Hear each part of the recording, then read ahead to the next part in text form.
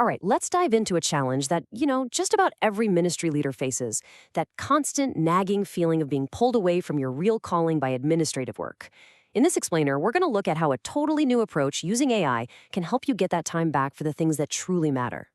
So let me ask you this. Does your ministry ever feel like it's just running on a treadmill? I mean, you're putting in the work, you're moving constantly, but you look up and you're not really getting anywhere new.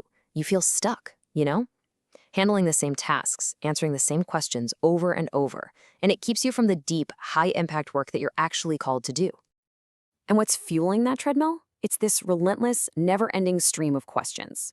Questions about service times, kids programs, how to join a group, what you believe, how to give, where to park.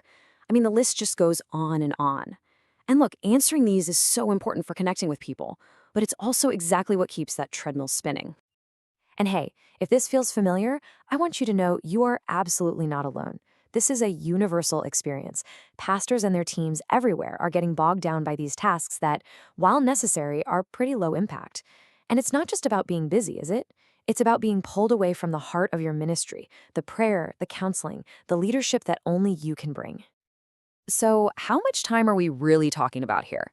Well, the numbers show that ministry staff can spend anywhere from 10 to 20 hours every single week, just on these repetitive, administrative, and creative tasks. Just stop and think about that for a second. What would you do if you got half a work week back? Well, what if you actually could get that time back? Imagine having a digital staff member working for you 24/7, ready to handle the lion's share of all those routine questions. And let's be clear, this isn't about replacing people, not at all. It's about empowering your team and freeing up your amazing human staff for the truly human work. So let's meet this new digital team. There are two core members. First up is Grace. Think of her as your front office pro. She handles all the people-facing, frontline communication. And then you've got Levi. He's your back office strategist, the one working behind the scenes to help you and your team with planning and content creation. So let's talk about Grace, your 24/7 front office. She's basically your church's digital front door. She's a tireless, always-on welcome center, making sure that every single person who reaches out feels heard and seen, no matter what time of day or night it is. And I love how her role is framed right here. See, it's not just about being efficient, it's about hospitality. Think about someone browsing your website at 10 o'clock on a Saturday night. If they have a question, that little spark of interest might just fade if they have to wait until Monday. Grace is there to make sure no connection gets lost just because of bad timing. And the way she does it is so simple, but it's brilliant. Say someone asks, when are your services?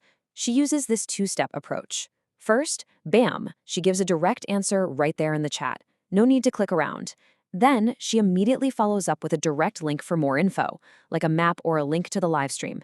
It's instant value, followed by an easy next step. Okay, so that's Grace on the front lines. Now let's switch gears and talk about Levi, your strategic partner. If Grace is the friendly face at the front desk, Levi is the powerhouse strategist in the back office. He's not just an assistant, he's a true partner designed to multiply the creative and planning horsepower of your whole team. And just look at what Levi can do. This is the stuff that really moves the needle. He can help you with sermon prep by finding illustrations or doing some initial theological research. He can create small group guides that actually align with your sermon series, help you brainstorm outreach strategy, and even draft leadership curriculum. This is a game changer. Okay, so this all sounds great in theory, right? But what does having a digital staff actually look and feel like in a pastor's daily life? How does it all come together? Well, imagine starting your morning with this, an AI-assisted ministry briefing. Instead of opening a chaotic, cluttered inbox, you get a clean, simple dashboard. Grace has already handled dozens of routine questions overnight, but look, she's flagged one critical pastoral care alert that needs your personal human touch. And right below that, Levi has already prepared sermon illustrations for Sunday, giving you a massive head start. You're not sorting through noise anymore. You're starting your day by leading. So let's just look at the contrast. Here's the before picture. It's a reality we know all too well, right? A leader buried under a mountain of emails, spreadsheets, and endless repetitive tasks, just constantly reacting to the chaos of the day.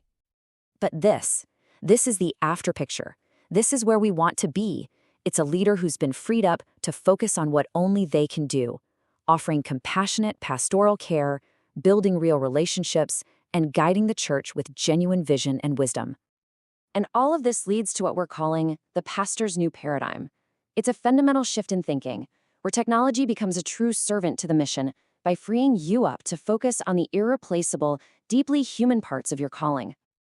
So, what does that look like practically? Well, it means more time for sitting with someone and providing empathetic counsel when you're hurting.